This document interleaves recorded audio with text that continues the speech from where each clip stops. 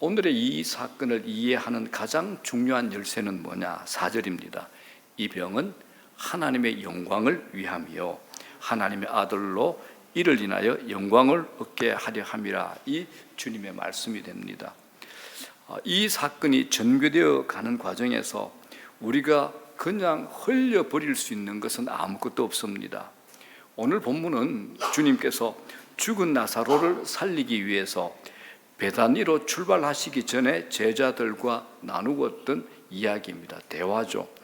이상한 것은 오늘 이 본문은 동문서답의 형식의 대화라는 것을 보게 됩니다. 예수님이 질문하는데 제자들이 말귀를 못 알아듣고 있는 거죠. 여기서 우리가 한 가지 두려운 사실을 깨닫게 됩니다. 우리도 주님을 믿고 섬기는 이 신앙이 얼마든지 그럴 수 있다라는 위험한 겁니다. 자, 묻고 싶습니다. 우리들은 과연 주님께서 의도하시고 말씀하시고자 하는 것을 제대로 깨닫고 있느냐라는 이 질문에 대해서 우리가 정직한 답변을 내려야 될 것 같습니다. 우리도 하나님의 음성에 동문서답으로 반응하고 있지는 않은지 우리 자신을 돌아봐야 되겠다라는 겁니다. 우리의 잘못된 신앙 생활은 자기 생각으로 가득 차 있는 거 있죠. 자기 생각으로. 그래서 어떤 경우에는 자기가 하나님을 만들기도 합니다. 자기 관점이 안 변한 겁니다. 주님의 말씀을 곡해하면서 자기 멋대로 해석하면서 세월을 보내는 그런 사람들이 들어있다라는 겁니다. 기독교 신앙은 바른 지식 위에서만 세워지게 되어 있습니다. 지식 없는 신앙은 신앙이 아닙니다. 그 지식은 성경을 아는 지식이라고 이렇게 말할 수도 있지만 직접적으로는 하나님을 아는 지식입니다. 하나님을 제대로 아는 것이 생명이 됩니다. 그래서 주님이 요한복음에 이렇게 친히 말씀하셨죠. 영생이 뭡니까? 다 같이 시작. 영생이란 하나님과 그의 보내신 자 예수 그리스도를 아는 것입니다. 하나님을 아는 것, 예수 그리스도를 아는 것, 이게 영생이죠. 이게 이제 신앙이라는 겁니다. 그리고 요한복음 8장 32절에 잘 아는 말씀 있죠. 진리를 알지니 진리가 너희를 자유케 하리라. 하나님 말씀, 그리고 뿐만 아니라 우리가 하나님을 알아야 되고 예수 그리스도를 알아야 된다는 겁니다. 성경에서 특별히 요한복음에서 안다라는 것은 우리 신앙에 있어서 거의 절대적입니다. 안다라는 것은 절대적입니다. 그 지식은 오직 하나님의 특별 계신 성경 안에서만 알 수 있고 배울 수 있기 때문에 성경을 아는 지식과 별개로 절대로 갈 수 없습니다. 혼자서 신앙생활은 전혀 다른 곳으로 가게 됩니다. 성경을 벗어나면 그때는 죽음의 길로 간다는 겁니다. 그럼에도 불구하고 오늘날 교인들의 성경에 대한 무지는 심각한 상태입니다. 우리의 믿음이 자라가는 토대는 오직 성경입니다. 하나님 말씀만이 우리의 오래된 오해와 오류를 깨트리고 하나님에 대한 바른 지식을 주는 겁니다. 그런데 우리는 종종 성경 지식이 하나님 지식이 되지 못하는 경우도 보게 됩니다. 이때 우리가 가지게 되는 심각한 질병이 있죠. 머리만 커지는 겁니다. 그건 성경의 지식이 하나님 아는 지식이 되도록 하는 기도의 삶이 제대로 이루어지지 않을 때 반드시 발생하는 문제입니다. 문제의 해결은 성경 공부해도 소용이 없더라 이게 아니라 내가 들은 말씀, 내가 배운 이 말씀이 믿음으로 소화되기 위해서는 반드시 하나님 앞에 나가셔야 됩니다. 기도하셔야 된다라는 겁니다. 자, 오늘 본문도 그런 맥락입니다. 우리가 얼마든지 넘어질 수 있는 문제들, 특히 주님을 알아가는 데 있어서 일어날 수 있는 문제들을 오늘 우리들에게 가르쳐주고 있습니다. 우리는 이 나사로의 표적의 핵심으로 들어가기 위해서 이런 문들을 지나게 됩니다. 그래서 여러분 기억하셔야 됩니다. 기독교 신앙은, 다시 말씀드립니다, 기독교 신앙은 하나님을 아는 지식에 기초하여 성장합니다. 내가 아무리 방언해도 하나님 모르면 그 방언 엉터리 방언일 수 있습니다. 하나님 아셔야 됩니다. 지식은 성경을 아는 지식을 요구하는 거죠. 오늘 나사로 사건의 본질이 뭐냐? 하나님의 아들로 영광을 얻게 하는 것, 하나님의 아들로 영광을 얻게 하는 것. 제가 지난 시간에 어제 몇 번 반복해서 말씀을 드렸습니다. 하나님의 영광은 그 아들의 영광과 구별되지 않습니다. 하나님께서 아들이 영광을 얻으실 때 하나님도 동일하게 영광을 얻으신다라는 겁니다. 자, 그렇다면 아들이 영광을 얻는다는 게 무엇입니까? 요한복음에서는, 우리가 오늘 읽고 있는 요한복음에서는 예수님께서 십자가를 지고 죽으시는 것, 이걸 통해서 우리 구주 예수 그리스도도 영광을 받으시고 하나님께서도 영광을 받으신다라는 겁니다. 이건 창세 전에 성부 하나님과 성자 하나님의 구속 언약의 내용이 성취되는 구속사 최대 사건이기 때문이고, 하나님의 영원하신 뜻이 성취되는 것이기 때문에 그러합니다. 이 나사로 사건을 통해서 하나님의 아들이 영광을 얻는다라는 것은 그것들과 관계가 있습니다. 그리스도께서 나사로에게 생명을 주기 위해서 당신 자신의 생명을 내려놓는다라는 것을 보여주는 것, 이것이 오늘 본문 나사로 사건입니다. 자, 그런데 오늘의 문제가 있습니다. 제자들이 이런 진리를 배울 만한 준비가 전혀 되지 못했다라는 것을 본문을 통해서 우리가 확인할 수 있습니다. 주님이 누구신지, 주님이 십자가에서 행하는 일이 무엇인지, 무슨 뜻인지 제대로 알지 못한다면 아무리 열심과 충성으로 주님을 따른다 할지라도 그것이 헛것이 되고 말더라는 겁니다. 주님께서 오늘 나사로 사건이 그런 제자들의 믿음을 위함이라는 말씀으로서 이 사건의 의미를 조금 더 이렇게 설명합니다. 15절에 뭐라 그럽니까? 너희로 믿게 하려 함이라 하심으로써 하나님의 아들이 영광을 받으시는 것은 사람들이 주님을 믿게 되는 것을 통해서라는 것을 우리에게 가르쳐주고 보여주고 있는 겁니다. 우리의 믿음이 주님을 영화롭게 합니다. 우리의 믿음이 주님께 영광이 되는 겁니다. 그 믿음은 다시 한번 강조하는데 바른 암, 바른 지식에 근거합니다. 본문을 우리가 읽다 보면 한 3가지 정도 제자들이 오해가 있고 착각이 있습니다. 자, 제자들의 첫 번째 착각이 뭐냐? 이거죠. 주님께서 나사로 한 사람 때문에 유대로 가는 모험을 하지 않을 것이다. 제자들의 첫 번째 착각입니다. 자, 한번 생각을 해볼게요. 여러분들, 우리 어제 들었으니까 본문 아시는 내용이잖아요. 먼저 볼 것은 주님께서 나사로가 병들었다는 소식을 들으시고 며칠을 머무셨죠. 이틀을 지체하셨다는 거, 이거 우리가 알지 않습니까? 나사로의 소식이 전해졌을 때 제자들의 염려는 주님께서 특별히 사랑하는 나사로가 아프니까 혹시 그리로 당장 가시는 것은 아닐까, 이런 두려움이 있었습니다. 이런 염려가 있었습니다. 왜냐하면 주님께서 예루살렘을 떠나실 때 사람들이 예수님을 신성모독죄로 돌로 쳐 죽이려고 했기 때문입니다. 예수님이 그때 자신이 나는 하나님의 아들이야 이러니까 유대인들이 예수님을 하나님의 아들로 모르잖아요. 그러니까 너가 감히 여호와 하나님을 모독했다 해가지고 신성모독이다 해가지고 돌로 쳐 죽이려 했던 겁니다. 아직 그 사람들의 화가 가라앉지도 않았을 텐데 다시 예루살렘 근처에 베다니로 가는 것은 너무 위험하다라고 제자들이 생각을 했죠.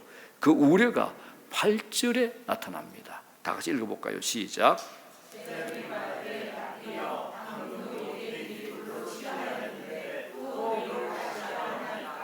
그런데 주님은 나사로 소식을 들으시고도 이틀 동안 아무 기척을 하지 않으신 겁니다.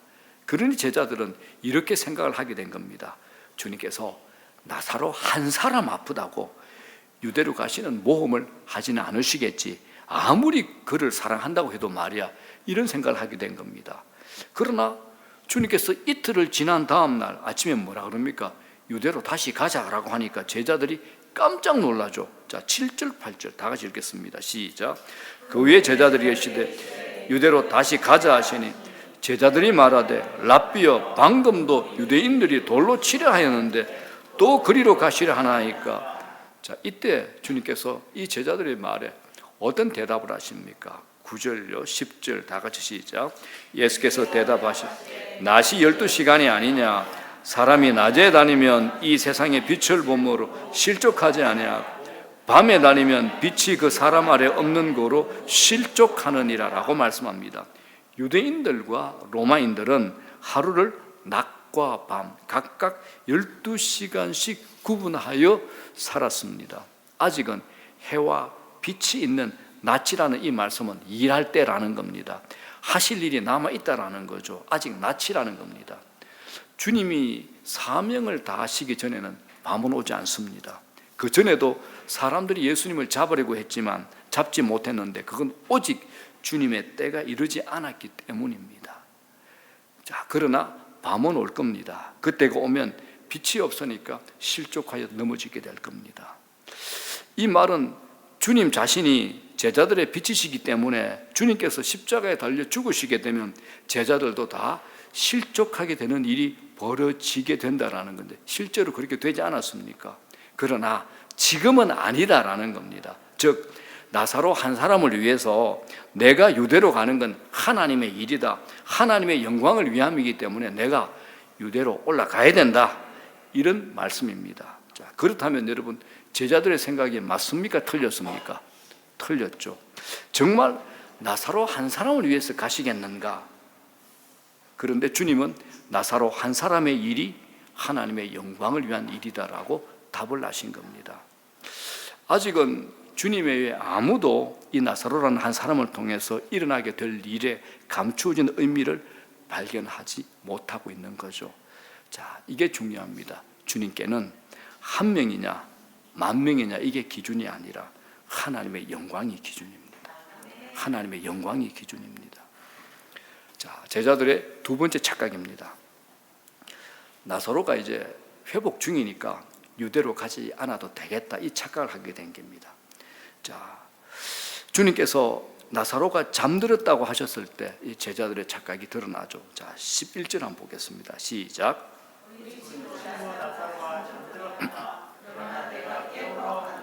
이 잠드는 게 뭐죠?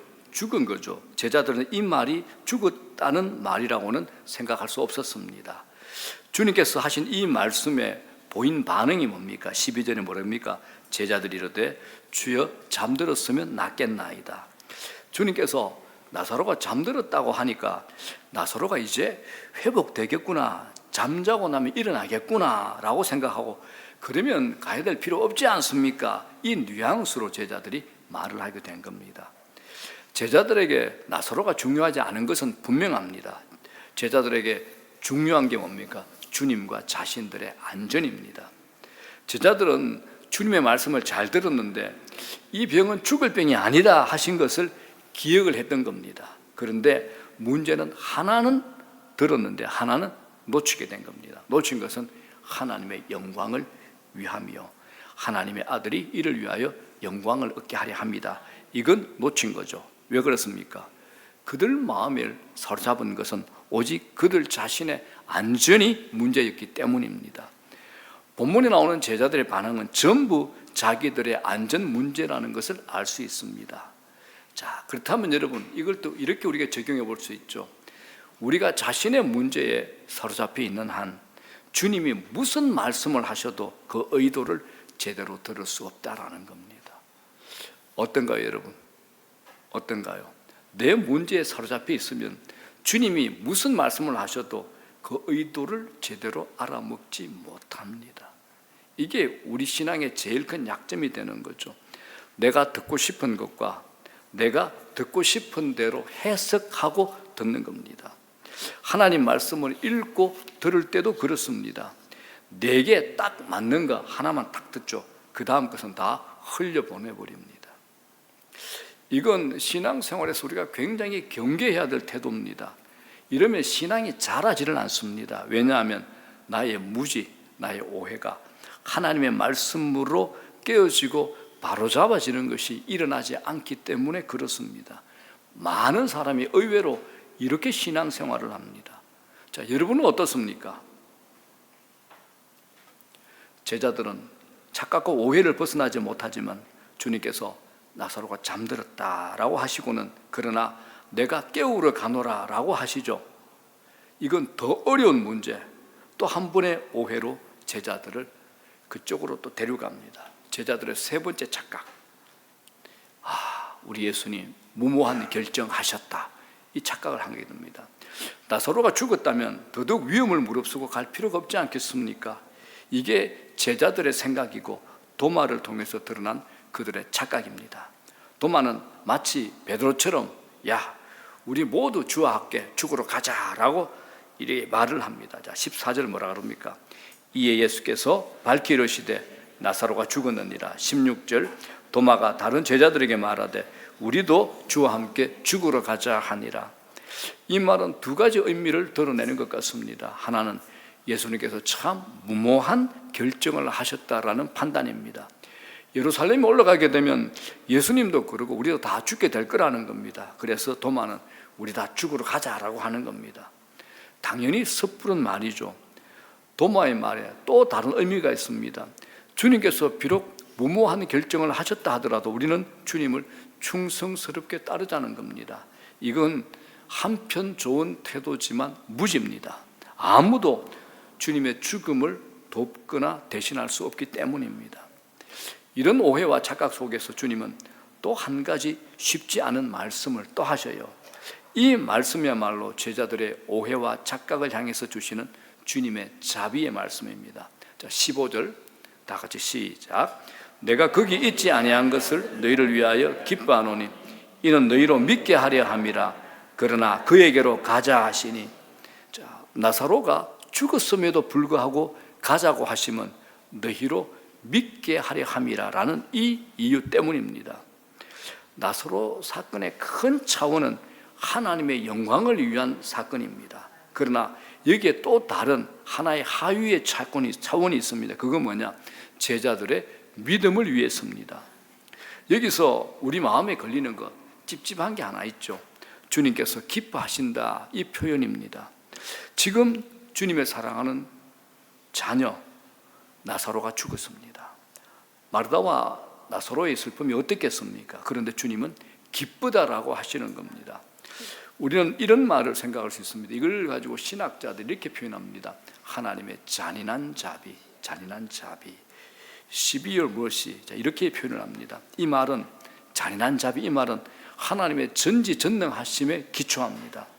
모든 하나님의 잔인한 자비는 하나님의 전지전능하심에 기초하기 때문에 가능합니다. 자, 여러분, 하나님의 잔인한 자비가 얼마나 많나요? 하나님께서 아브라함에게 네 독자 이삭을 번제로 바치라 이렇게 명령하시잖아요. 이건 하나님의 잔인한 자비입니다. 오늘 나사로의 죽음까지 아무 일도 안 하시고 고의적으로 지체하신 것, 하나님의 전지전능하심이 아니고는 일어날 수도 없고 설명할 수 없는 일이죠.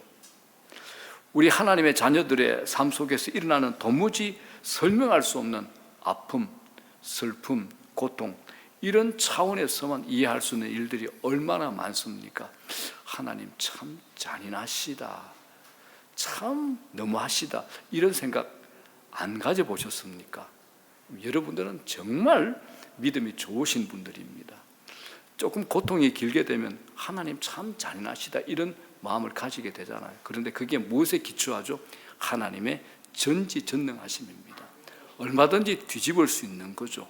합력하여 선을 이루게 하신다라는 겁니다. 주님께서 나사로가 죽을 때 그 자리에 계시지 않는 것이 내가 기쁘다, 그렇게 말씀하시는 것도 그 차원에서 이해할 수 있습니다. 하나님의 잔인한 자비입니다. 주님이 그 자리에 계셨더라면 마르다나 마리아의 말처럼 나사로가 죽지 않았을 겁니다. 그렇다면 주님께서 말씀하신 하나님의 영광의 차원, 곧 아들이 영광을 받으시는 일, 그리고 제자들의 믿음을 위한 어떤 사건이 일어날 수 없다라는 겁니다. 자, 그런데 이 기쁨이 뭐냐? 구체적으로 이런 말씀이죠. 이는 너희로 믿게 하려 함이라. 이 말씀처럼 예수님의 기쁨은 우리의 믿음을 자라게 합니다. 그리고 하나님의 영광, 곧 아들이 영광을 얻으시는 일은 사람이 그리스도를 바르게 믿게 될 때 일어나는 일입니다. 그런데 이 말씀 제자들이 아직 이해하기에는 아직 먼 곳에 있습니다. 이해할 수 없는 것이라는 거죠. 주님께서 제자들의 믿음을 위해서 하신 이 차원을 생각하게 될 때 핵심은 그리스도의 대속적 죽음을 통해서 영적으로 죽은 자들에게 생명을 주시는 겁니다. 이게 바로 제자들과 우리들의 믿음의 내용을 형성하는 것들입니다. 그런데 주님은 이걸 십자가를 지시기 전 다락방에서 제자들에게 이렇게 표현을 합니다. 다 같이 시작. 사람이 친구를 위하여 자기 목숨을 버리면 이에서 더 큰 사랑이 없느니라. 이게 보통 우리 이렇게 해석하죠. 아, 그래, 내가 친구를 위해서 죽는 게 내가 그 친구 사랑하는 거야, 이렇게 생각하는데 이 말씀에 배경이 있습니다. 이 말씀은 곧 일어나게 될 주님의 십자가의 대속적 죽음을 말씀하시는 겁니다. 이건 마치 나사로를 죽음에서 살리시고 그 사건이 화근이 돼가지고 관원들에게 잡혀 죽음에 이르게 되는 그 죽음으로써 생명을 주신 그 사건을 가리키는 말씀입니다. 왜 그렇죠? 주님이 11절에 뭐라 그럽니까? 우리 친구 나사로가 잠들었도다라고 얘기합니다. 그냥 나사로 안 하죠. 친구 나사로가 잠들었도다. 친구. 그래서 뒤에 가게 되면 십자가 지시기 전에 뭐라 그럽니까?